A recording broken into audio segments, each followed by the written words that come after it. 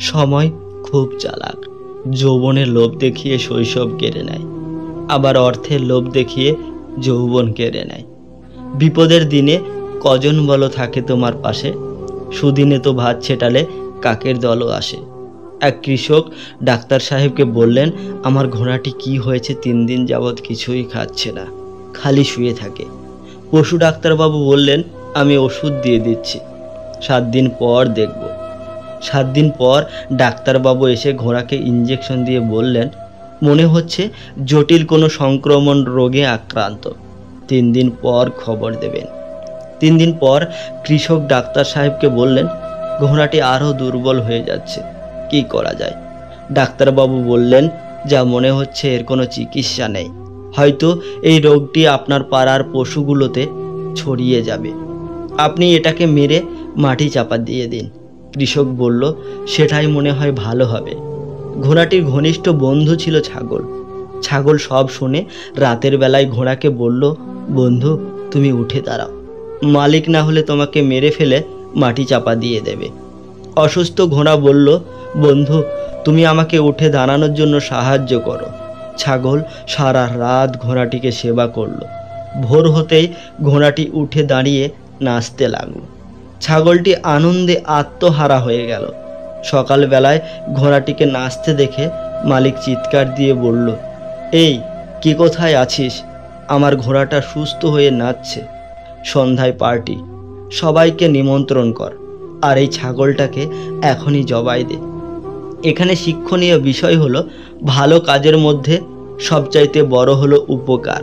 আর উপকার করার পর যত তাড়াতাড়ি পারবেন উপকার গ্রহণকারীর সাথে সকল যোগাযোগ বিচ্ছিন্ন করে দূরে কোথাও সরে যান, তা না হলে আপনার পরিণতিও ওই ছাগলের মতোই হবে। রব যখন কাউকে খুব করে চান, তখন সেই বান্দাকে সব দিক থেকে প্রচণ্ড একা করে দেন, যেন সে তার রবকে খুঁজে পায় আর তার রবের ভালোবাসার দিকে ফিরে আসে। দূরের মানুষ তো দূরেই রয়, পর তো কাছের মানুষই হয়। এই শহরের রূপের ব্যবসা হয়, মনের নয়। এই শহরে বিনামূল্যে কষ্ট পাওয়া যায়, ভালোবাসা নয়। নতুন হলে যত্ন বাড়ে, পুরাতন হলে অবহেলা বাড়ে। অন্যকে কাঁদিয়ে কিছু মানুষ নিজেই কেঁদে ফেলে। এমন কিছু কথা আছে যা মনে পড়লে মানুষ যতই হাসি খুশি থাকুক না কেন, তখনই মন খারাপ হয়ে যায়। কিছু নারী তার যৌবনকালে কারো বউ হয়ে এসে আলাদা থাকার জন্য আন্দোলন করে, আবার সেই নারী কয়েক বছর পর শাশুড়ি হয়ে সেই ভুলে যায় তার সন্তান ছোটবেলা থেকে মায়ের পথই অনুসরণ করেছে। সম্পর্কের মধ্যে ভুল বোঝাবুঝি হলে ভুল ভাঙতে হয়, সম্পর্ক নয়। বিয়ের পর মেয়েরা মোটা হয়ে যায় কেন? এর কারণ হলো, বিয়ের পরপরই আত্মীয় স্বজনের বাড়িতে প্রচুর দাওয়াত পায়, যার ফলে বিয়ের আগে ডায়েট করলেও সে মনে করে বিয়ের পর এখন তো আর দরকার নেই। সেই কারণেই খাওয়ার ব্যাপারে সতর্ক থাকে না। আরও হরমোনিক কিছু কারণেও মেয়েরা মোটা হয়। কিছু লোক আমাদের এই জন্যই কদর করে না, কারণ আমরা তাদের হাবভাবে এটাই বুঝিয়ে দিই যে তাদের ছাড়া আমাদের চলবে না। বিয়ের পর অন্যজনের স্ত্রীকে কেন ভালো লাগে? এর উত্তরে বলা হয়, যে ব্যক্তির এরকম মনে হয়, তাকে যদি দুনিয়ার সমস্ত নারীকে এনে দেওয়া হয় তবুও তার মন ভরবে না। তখন তার মনে হবে রাস্তার কুকুর তার স্ত্রীর থেকেও ভালো, তাই নিজের স্ত্রীকে ভালোবাসো। 4 কদম চোরের থেকে, 14 কদম নেশাখোরের থেকে, আর 40 কদম হারামখোরের থেকে দূরে থাকুন। তুমি না তো অতীতে যেতে পারবে, আর না তো যেটা হয়ে গেছে সেটাকে বদলাতে পারবে, কিন্তু এখন যেখানে আছো সেখান থেকে শুরু করে তুমি তোমার আগামীকালটাকে অবশ্যই বদলাতে পারবে। পৃথিবী থেকে আকাশ পর্যন্ত নিয়ম একটাই, দুজনের মাঝখানে তৃতীয় কেউ যদি এসে যায় তাহলে গ্রহণ লেগেই যায়। কখনো একা বসে নিজেকে একটা প্রশ্ন করো, তুমি মরে গেলে কার কি এসে যাবে? যাদের এসে যাবে তাদের খেয়াল রাখো, বাকি সবাইকে ছেড়ে দাও। আলস্য এমন এক সুখ যার পরিণাম শুধুই দুঃখ। এখন আর কারো কসম দেওয়ার কথা বিশ্বাস করি না, কারণ বাস্তবতা শিখে গেছি আমরা বড় হয়ে মানুষ চিনি না, আমরা মানুষ চিনতে চিনতে বড় হই। লাইফে এমন কিছু সময় আসে যে আপনি নির্দোষ, তবুও সব কিছু আপনার বিরুদ্ধেই যাবে। সত্যিকারের জ্ঞানী হওয়ার প্রতিক্রিয়াটি শুরু হয় তখনই যখন আপনি জানবেন যে আপনি কিছুই জানেন না। মানুষ যদি একবার বুঝে যায় যে আপনি স্যাক্রিফাইস করতে জানেন, সে যেই হোক, মা, বাবা, ভাই, বোন, বন্ধু, তখন তারা সব সময় এক্সপেক্ট করবে যে আপনি স্যাক্রিফাইসটা করুন, কারণ আপনি এই কাজটাতে অভিজ্ঞ। আর হিউম্যান নেচার সব সময় অভিজ্ঞ লোকই খোঁজে। নিজেকে ব্যস্ত করে ফেলুন, কোনো কাজ না থাকলে শুধু ঘুমান, গুটিয়ে নিন নিজেকে আশেপাশের মানুষদের থেকে, দেখবেন আপনি ভালো আছেন। সবাই কিন্তু সফলতা, যোগ্যতা এসবকে ভালোবাসে না। কিছু ভালোবাসা মন থেকেও আসে। ধীরে ধীরে সব ঠিক হয়ে যাবে, কথাটা আসলে ধীরে ধীরে সব সহ্য হয়ে যাবে এটা বোঝায়। সময়ের ব্যবধানে হয়তো আমরা অতীতের কষ্টগুলোকে মানিয়ে নিই, কিন্তু অতীতটাকে ভুলি না। হঠাৎ যদি তোমার জীবনকে কেউ রঙিন করে রাঙাতে চায়, অমনি তার হয়ে যেও না। আগে খোঁজ নিয়ে দেখো সে কারো জীবনের আলোর প্রদীপ নিভিয়েছে কিনা। কখনো ভেঙে পড়ো না, শুধু মনে রেখো গাছেরাও প্রতি বছর তাদের সবুজ পাতা হারায়, কিন্তু কিছুদিন অপেক্ষা করার ফলে তারা আবার সবুজ পাতা ফিরে পায়। জীবনের সবচেয়ে শক্তিশালী জিনিস হলো আমাদের চিন্তা ভাবনা, যা যে কোনো পরিস্থিতিতেই পরিবর্তন করার ক্ষমতা রাখে। যে যত বেশি ভালো মানুষ হয় তাকে তত বেশি কষ্ট সহ্য করতে হয়, এটাই দুনিয়ার নিয়ম। ব্যস্ততার মাঝে মানুষ যেটা হারিয়ে ফেলে সেটা হলো সময়। ক্লান্ত হলে মানুষ যেটা হারিয়ে ফেলে সেটা হলো শক্তি। আর স্বার্থ পূরণের জন্য মানুষ যেটা হারিয়ে ফেলে সেটা হলো মনুষ্যত্ব। পৃথিবীর সব থেকে নিষ্ঠুর মানুষ তো সেই যে নিজের প্রয়োজনে কাউকে ব্যবহার করে, আর প্রয়োজন ফুরিয়ে গেলে তাকে দূরে সরিয়ে দেয়। তুমি হয়তো কারো সৌন্দর্য দেখে তাকে ভালোবেসে ফেলতে পারো, কিন্তু একটা কথা মনে রেখো, প্রকৃতপক্ষে তুমি যা তাই নিয়েই বেঁচে থাকবে, তার সৌন্দর্য দিয়ে নয়। নিজের দুর্বলতার দিকগুলো জানার পরেও যে তোমায় আঘাত দিয়ে কথা বলে না, সেই তোমার প্রিয়জন। হাজার রাগ ঝগড়ার পরেও চাইলেই দূরে চলে যাওয়া যায়, কিন্তু এখনো ভুলে থাকা যায় না। প্রিয়জনের সাথে প্রয়োজন ফুরিয়ে গেলে সম্পর্কেরও মৃত্যু ঘটে। আমি সব সময় নিজেকে সুখী ভাবি, কারণ আমি কখনো কারো কাছে কিছু প্রত্যাশা করি না। কারো কাছে কিছু প্রত্যাশা করাটা সব সময় দুঃখের কারণ হয়ে দাঁড়ায়। কাজের জন্য মানুষ কখনো ক্লান্ত হয় না, মানুষ ক্লান্ত হয় দুশ্চিন্তা, হতাশা আর অবহেলার কারণে। মেয়ে গরিব হলেও ছেলেরা তাকে বিয়ে করে, কিন্তু ছেলে গরিব হলে কিংবা প্রতিষ্ঠিত না হলে মেয়েরা সহজে রাজি হয় না। আত্মসম্মান বিসর্জন দিয়ে কোনোদিনই কাউকে নিজের করে ধরে রাখা যায় না, কারণ যার জন্য আপনি নিজের আত্মসম্মান বিসর্জন দেবেন সেই মানুষটাই একদিন আপনাকে বেহায়া বলে ছেড়ে চলে যাবে। আপনি একদিন আমাকে খুব করে মিস করবেন, আমাকে মনে করে খুব করে কান্না করবেন।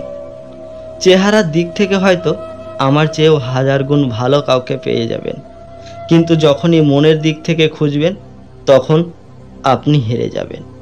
সব জিনিসের দাম বাড়লেও দুটো জিনিসের দাম বাড়ে না, হয়তো বাড়বেও না, এক বিশ্বাস আর দুই ভালোবাসা। এই দুটোর দাম আগেও কেউ দিতে পারেনি, এখনও কেউ দেয় না। যখন তুমি কাউকে ভালোবাসবে তখন বুঝবে ব্যথা কি। যে তোমায় অন্ধের মতো বিশ্বাস করে তাকে অন্ধ প্রমাণ করো না। অনুভূতি হলো মানুষের মনের মেরুদণ্ড। সেই অনুভূতিটা যখন ভিতর থেকে ভেঙে যায় তখন মানুষটা মানসিকভাবে একেবারে অচল হয়ে যায়। আজ থেকে অনেক বছর আগের ঘটনা। এই ঘটনাটি ঘটেছিল আফ্রিকা মহাদেশে। সেই সময় আফ্রিকা মহাদেশে বেশ কয়েকটি হীরের খনির খোঁজ মিলেছিল। আফ্রিকার একটি গ্রামে একজন কৃষক ছিলেন। তিনি বিভিন্ন জায়গায় শুধুমাত্র সেই সব মানুষদের কথা শুনতেন যারা হীরের খনির খোঁজ পেয়ে রাতারাতি বড়লোক হয়ে গেছে। মাঝে মধ্যে তারও ইচ্ছে হয় সেও যদি এরকম একটি হীরের খনির সন্ধান পায় তাহলে কেমন হয়, সেও রাতারাতি ধনী হয়ে যাবে, সেও তার পছন্দের মতো খাবার খেতে পারবে, তার কোনো কিছুই অপূর্ণতা থাকবে না।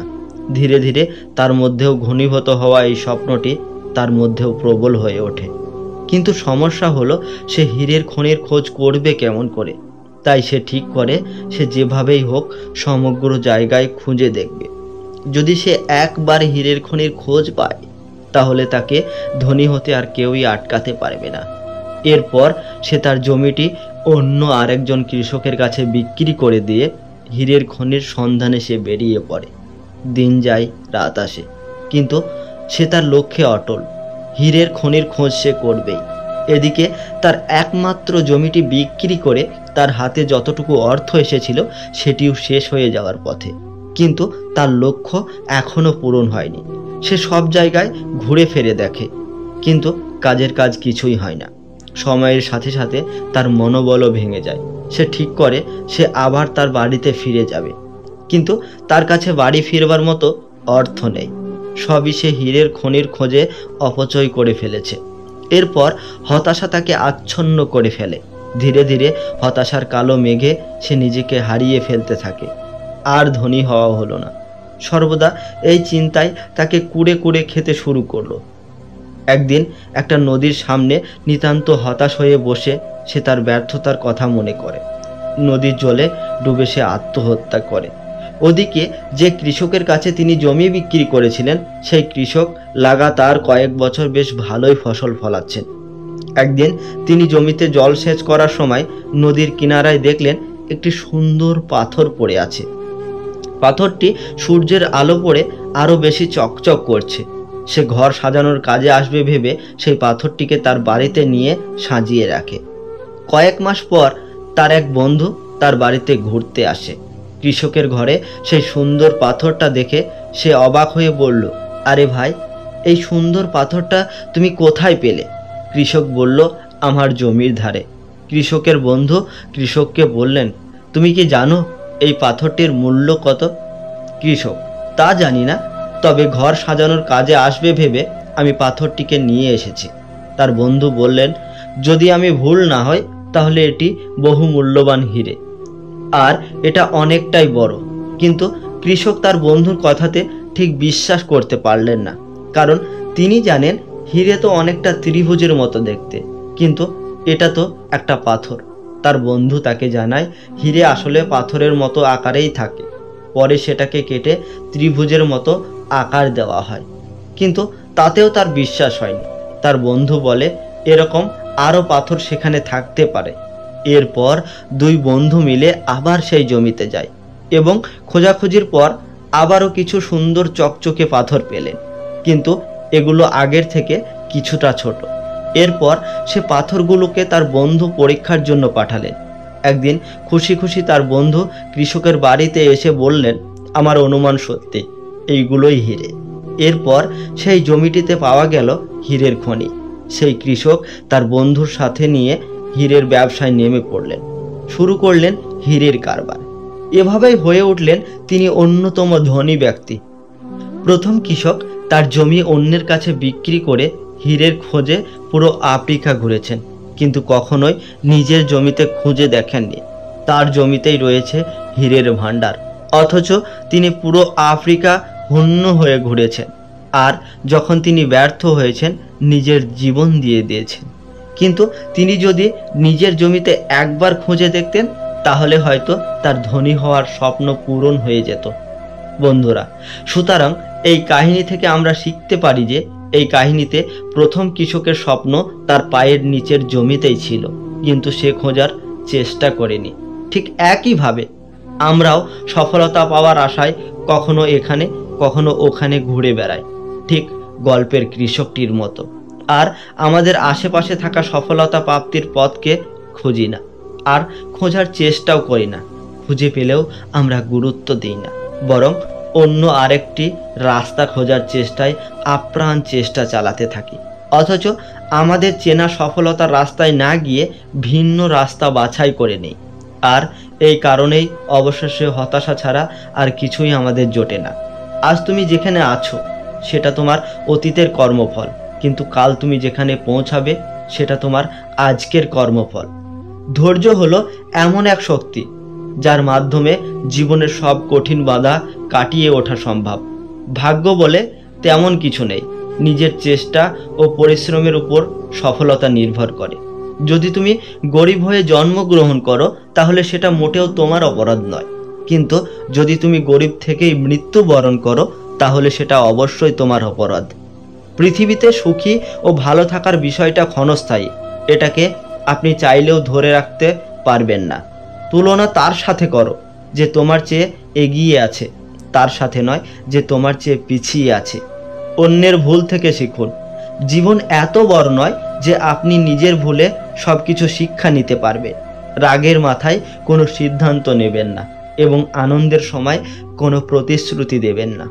সময় বেশি লাগলেও ধৈর্য সহকারে কাজ করো, তাহলে অবশ্যই সফলতা পাবে। বিশ্বাস লাইফকে গতিময়তা দান করে, আর অবিশ্বাস লাইফকে দুর্বিষহ করে তোলে। যতক্ষণ পর্যন্ত আপনি নিজেকে অক্ষম ভাববেন ততক্ষণ পর্যন্ত আপনাকে কেউ সাহায্য করতে পারবে না। সম্মান জিনিসটা অনেকটা আয়নার মতো, আপনি যতটুকু দেখবেন ঠিক ততটুকুই ফিরে পাবেন। কখনোই নিজেকে কারো কাছে এতটাও ছোট করে দিও না যে তার কাছে তোমার গুরুত্বটাই কমে যায়। কথা বলতে শক্তির প্রয়োজন হয় না, শক্তির প্রয়োজন হয় চুপ থাকতে। জ্ঞানী হও, তবে অহংকারী হও না।